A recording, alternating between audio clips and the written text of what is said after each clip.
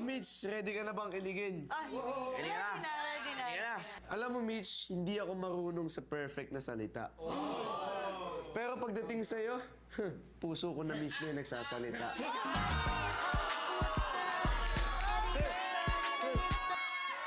Yan. Miles, tingnan mo. Sira na ata yung relo ko. Kasi, humihinto yung oras ko kapag magkasama tayo. Wow. Mitch, hindi naman kita pinilit mahalin. Kusa ka lang pumasok sa sistema. Ngayon, bawat araw, ikaw na yung pahinga ko sa bawat problema.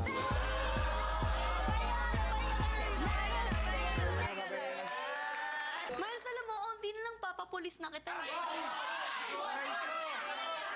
Sige na! Kasi, dinakaw mo yung puso ko. Sa isip at nakinig bawat pagsingit ng tadhana. Okay, Mitch.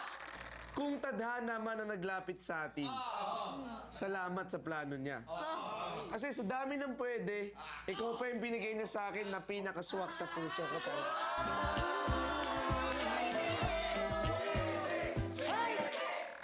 Wait lang. Pwede po ba paki-turn off po muna ng ilaw? Para tayo na lang yung mag-on. Ang tiyan ay ikaw